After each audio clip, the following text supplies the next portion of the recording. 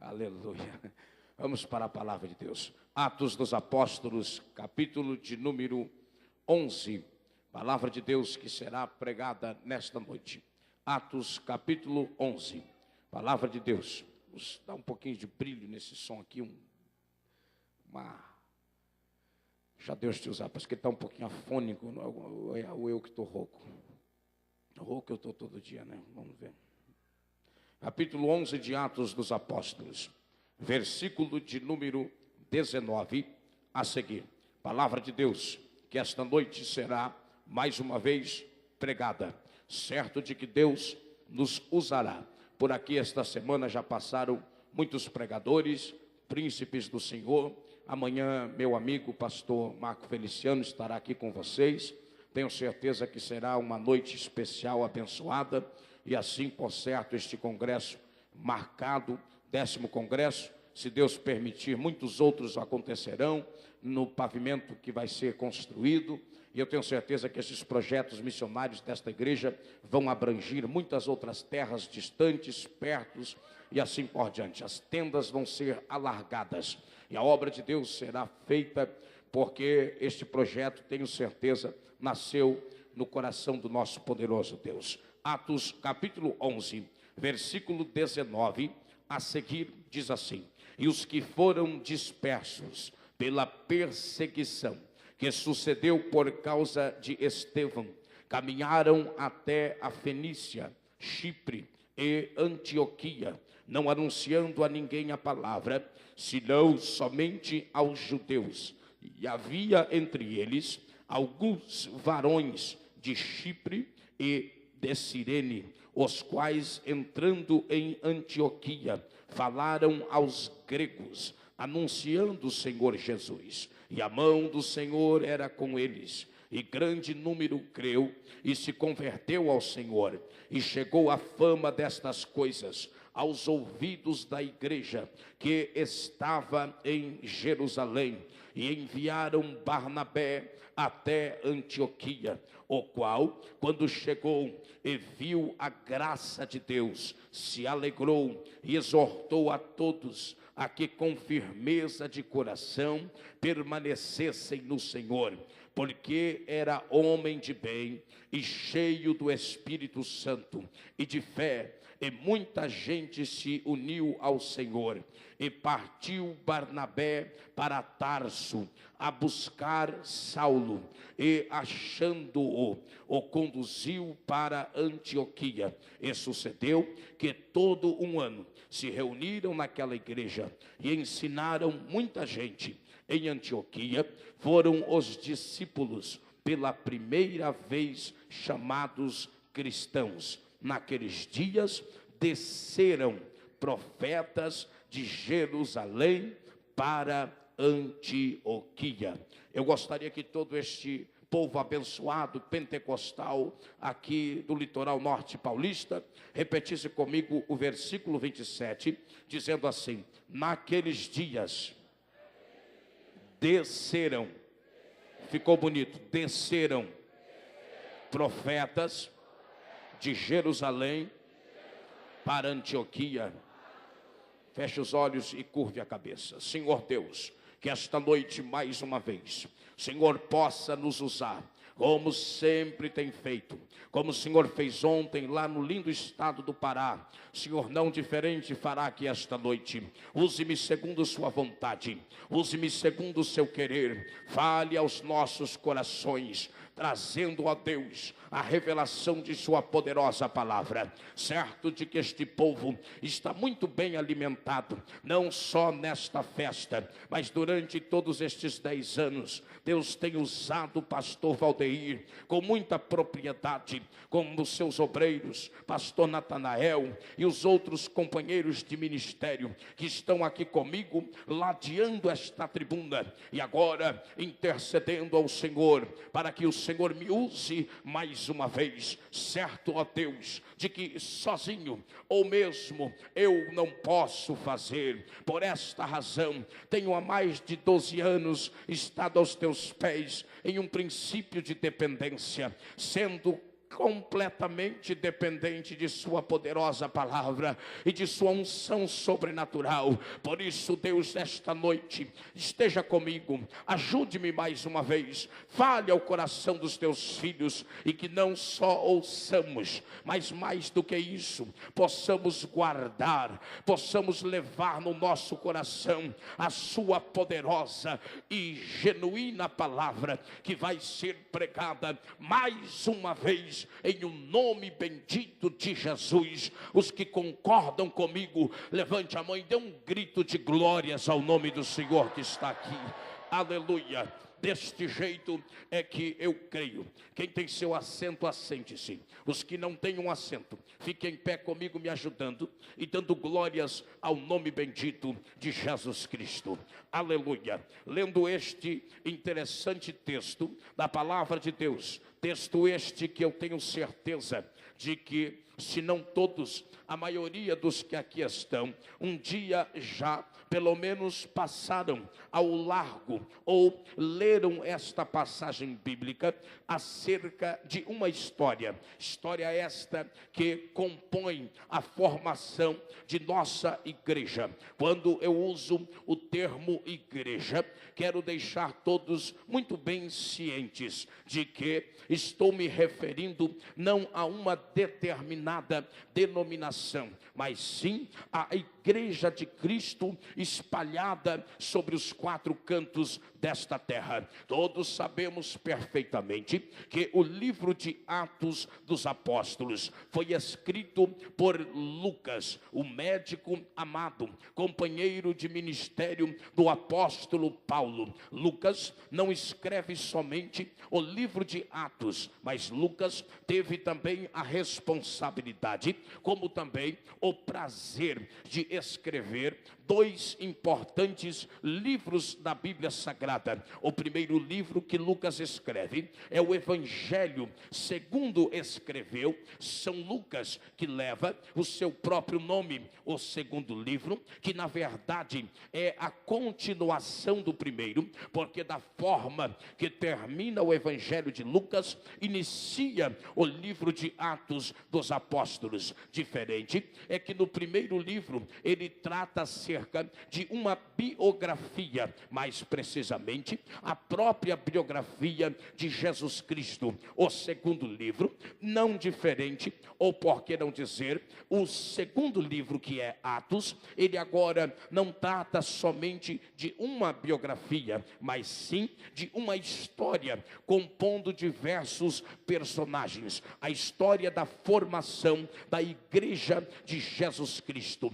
Esta história que inicia no capítulo 1 e dá uma pausa no capítulo 28 deste mesmo livro, continuou ao longo dos anos, ao longo das décadas, ao longo dos séculos, e chegou até os nossos dias, porque nós somos uma continuidade daquilo que o próprio Senhor Jesus começou a fazer através de 120 homens e mulheres que foram escolhidos por Deus para iniciar este grande projeto missionário. No primeiro livro, Lucas escreve não o que viu, mas Lucas escreve aquilo que lhe contaram, porque Lucas é o único dos quatro autores dos evangelhos que não teve o privilégio, como também a oportunidade e a honra de ter andado com Jesus. Mateus andou com Jesus, João andou com Jesus, João Marcos, ou Marcos como queira, mesmo ainda muito jovem, recebia Jesus na casa de sua mãe Maria, não só para comer, nas ceias que lá eram feitas, mas também para orar e para ouvir Jesus pregar. Lucas, diferente dos outros, nasceu no ano 1 depois de Cristo, estudou medicina no Egito Antigo, grego, nasceu na cidade de Antioquia. Então Lucas não é um judeu, não sendo judeu, ele é o único autor de todos os demais autores da Bíblia Sagrada, que não é judeu, não é descendente de Abraão, era grego, e sendo grego, escolhido por Deus, escreve livro de Lucas e depois começa a escrever o livro de Atos dos Apóstolos. Em Atos, ele participa de duas fases do livro. A primeira fase, os acontecimentos narrados por alguém. A segunda fase, aqueles que ele mesmo começou a viver. Por isso, as expressões que ele usa do capítulo 1 até o capítulo 12 é eles, vós, mas a partir do 12 ele começa a usar nós, porque então ele não só mais é um coadjuvante das histórias, mas ele participa de todas elas. E ele inicia o livro dizendo que Jesus, quando está sendo ascendido aos céus, no Monte das Oliveiras, Jesus deixa duas ordens aos seus discípulos. A primeira: ficai na cidade, até que do alto sejais revestidos de poder. A segunda ordem, e esta imperativa de Jesus Cristo, foi esta: ao receber este poder, ou a virtude do Espírito Santo, ou o dunamis do Espírito Santo, ser-me-eis testemunhas, tanto em Jerusalém, como na Galileia, Samaria, Judeia e até os confins da terra. Ele agora está dando uma ordem imperativa a 120 homens comuns, naturais, normais, iguais a você e similares a mim, homens sujeitos a erros, a dificuldades, a paixões, a limitações, sujeitos às vaidades momentâneas da nossa vida, mas agora eles vão aguardar algo que lhe diferia de qualquer outro homem da terra. E o que era? Serem cheios, corroborados de poder, de autoridade e de graça de Deus para fazerem a diferença, subindo em uma casa alta, também conhecida como cenáculo, por 10 dias, unânimes em jejum, como também em oração. Eles diziam: ó Deus, o que o Senhor vai mandar sobre nós? E sem saber o que era, vai agora, no dia da festa de Pentecostes, vir sobre eles um vento veemente, impetuoso, que começou a encher toda a casa em que estavam reunidos. E diz Lucas que línguas repartidas como de fogo pousou sobre cada um deles, e todos, eu vou repetir, todos foram cheios do Espírito Santo e começaram, outra vez, começaram, vou repetir, começaram a falar em outras línguas, conforme o Espírito lhes concedia que falassem. Senhores e senhoras, preste atenção no que eu vou lhes dizer agora. Lucas era grego. Se ele era grego, o livro de Atos foi escrito na língua que ele dominava. Os léxicos do grego, em um processo de transliteração, trouxeram para o idioma português aquilo que Lucas queria transmitir. Se Lucas queria transmitir e dominava o idioma que estava transmitindo, então o verbo começaram não é uma coincidência gráfica, não é um erro ortográfico, não, senhores, este verbo aqui é uma profecia. Por que uma profecia? Porque as línguas estranhas começaram no Pentecoste, mas elas nunca mais pararam, e elas continuam no 10º congresso Semeadores da Última Hora. Certo que Lucas diz que após a efusão do Espírito e eles serem todos todos cheios de glória e de graça, Pedro, o mesmo Pedro, aquele Pedro impetuoso, aquele Pedro de dúbia personalidade, aquele Pedro 8 ou 80, que um dia dizia: Jesus, vou contigo para o que der e vier, mas no outro dia estava negando o mestre. Um dia ele dizia: Senhor, conte comigo, e o outro dia Jesus dizia: Pedro, Pedro, Satanás pediu para te cirandar, haja vista que ele está falando na sua boca. Pedro mesmo, que andava armado para proteger o mestre, e que se alguém passasse pela frente, ele cortava a orelha mesmo. Este mesmo Pedro, agora cheio do Espírito, levantou com autoridade e disse: vou lá fora. Porque, Pedro, estão lá fora dizendo que este movimento não é poder de Deus, mas é vinho mosto, nona hora do dia, e estão dizendo que estamos bêbados. E eu imagino João, que era mais calmo, que gostava de deitar no colo de Jesus, olhou e disse: pastor Pedro, você pode até ir lá fora, mas deixa a peixeira aqui, meu filho, não leva o facão lá fora. E Pedro disse: fica tranquilo, isto aqui era antes, agora eu vou é com outra arma, com a arma do Espírito Santo. Ele vai lá fora e transmite uma mensagem tão poderosa. A Bíblia diz que é a primeira mensagem pentecostal pregada no Novo Testamento, quando Pedro, com autoridade, diz: isto que vós vedes não é vinho, mas sim o que foi profetizado pelo profeta Joel. Nos últimos dias, diz Deus, do meu Espírito derramaria sobre toda a carne. A Bíblia diz que a igreja inaugurou com 120 crentes, mas quando Pedro foi dar a bênção apostólica, tinha 3.120 crentes cheios do poder de Deus. Não parou por aí. Pedro e João, com a sua mente judaizante, com seus costumes da lei, vão subir os degraus do templo de Salomão,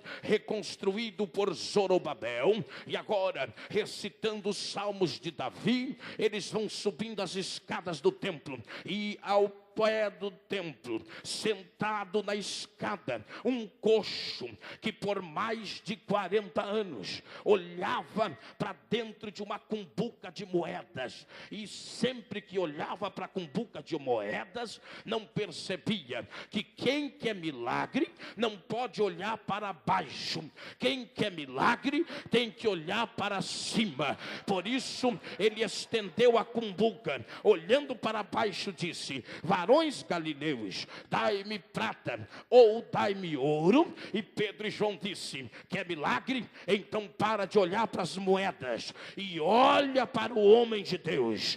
Quando ele olhou para o homem de Deus, Pedro disse: prata e ouro eu não tenho, mas o que eu tenho eu te dou. Levanta e anda, em nome de Jesus Cristo, Senhor dos céus. Pedro agora, quando o milagre acontece, uma grande multidão se reúne, e ele não perde a oportunidade e vai pregar o segundo sermão pentecostal do livro de Atos dos Apóstolos. E quando ele termina de pregar e faz o apelo, 5.000 almas aceitaram Jesus Cristo como Salvador. Atos capítulo 4 e versículo 4: de bom grado muitos, porém, dos que ouviram a palavra creram, e chegou o número desses homens a quase 5.000 almas. Ou seja, em 2 cultos, a igreja de Jerusalém tinha 8.120 crentes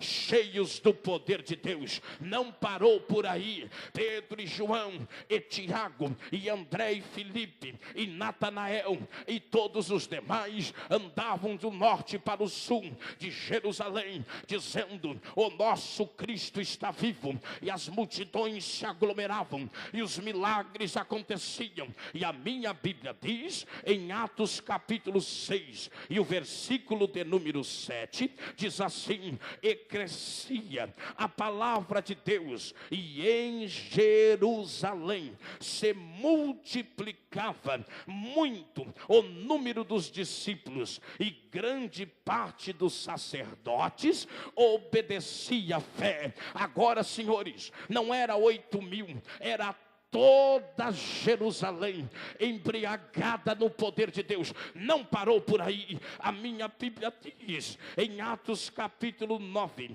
e o versículo 31: assim pois as igrejas em toda a Judeia e Galileia e Samaria tinham paz e eram edificadas e se multiplicavam, andando no temor do Senhor e na consolação do Espírito Santo. Vou explicar melhor. Não era só Jerusalém, agora era Judeia, agora era Galileia, agora era Samaria. Meus senhores e senhoras, vou fazer um pouquinho melhor para você entender. Agora não era só Praia Grande, era Santos, era toda a Baixada Santista, cheia do poder de Deus, embriagada pelo poder de Deus. Era Guarujá, Bertioga, Caraguá, e todos falavam de uma única fé, dizendo: Jesus realmente está conosco. Prepare para dar um glória a Deus. Não parou por aí. Atos dos Apóstolos, capítulo 17 e o versículo de número 6, diz a Bíblia: não achando Jason, trouxeram a presença dos magistrados da cidade, clamando: estes que têm alvoroçado o mundo todo chegaram também a nós. Vou explicar melhor. Levante a mão direita para o céu, levante a esquerda junto com a direita. É deste jeito que eu creio. Coloque a mão direita no ombro do irmão da direita, a esquerda no ombro do irmão da esquerda. Dá uma chacoalhadinha neste crente aí, para ele nunca mais esquecer, e diga para ele: de Atos 2 a Atos 17 tem 38 anos de história. Mexe ele assim, diga: em 38 anos 120 crentes ganharam o mundo de sua época. Em 38 anos 120 crentes viraram o mundo de perna pro ar. Em 38 anos 120 crentes mexeram com a sociedade, mexeram com os governos, mexeram com a mídia. Meu Deus do céu, o que é que o Senhor está dizendo? Eu estou dizendo que se em 38 anos 120 crentes igual a você, igual a mim, ganharam o mundo de sua época para Jesus, por que nós não podemos ganhar Praia Grande para Jesus? Levanta a mão para adorar. Meu Deus do céu, meu Deus do céu. Pastor Paulo Marcelo, qual eram as armas destes homens? O que é que eles tinham? Qual era o poder?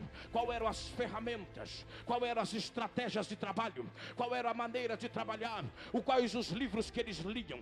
Quais os seminários que eles frequentavam? Qual eram as estruturas ministeriais que eles tinham? Quais os livros de suas bibliotecas? Quais os anéis que eles usavam? Eu vou explicar para os senhores quais eram as armas que estes homens tinham. Senhores e senhoras, que se esta noite eu fosse falar sobre o que eles tinham, tenho certeza que este culto não terminaria hoje. Teria que atravessar a madrugada para contar o que eles tinham, para dizer as armas que eles possuíam. É por isso que eu achei muito mais fácil não contar o que eles tinham. É mais fácil, senhoras e senhores, é muito mais simples, companheiros de ministério, dizer o que eles não tinham, porque se eu fosse dizer o que eles tinham, não teria tempo para dizer. Então eu vou dizer o que eles não tinham e o que nós temos. Por exemplo, eles não tinham um microfone sem fio, Shure, como eu estou pregando aqui esta noite. Eles não tinham o direito de reclamar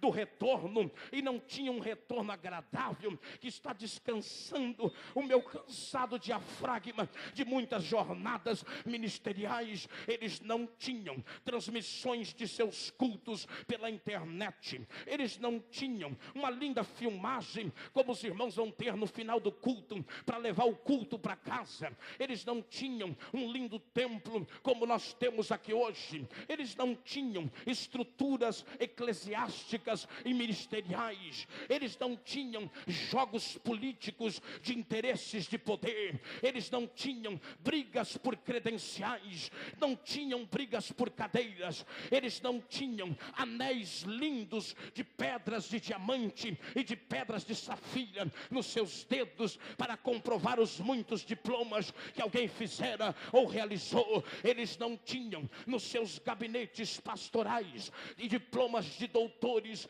em divindade. Eles infelizmente não tinham direito de andar num bom carro importado como eu tenho um também. Eles não tinham direito de ter um avião para atravessar da terra de Tiro e Sidom ao norte de Israel. Eles tinham que ir no lombo de um cavalo ou no lombo de um camelo. Eles não tinham internet, eles não tinham Twitter, não tinham YouTube, não tinham MSN, não tinham Facebook, não tinham condições de divulgar seus ministérios em site na internet. Eles não tinham rádio, nem AM, muito menos FM. Eles não tinham outdoor, eles não tinham mídia, eles não tinham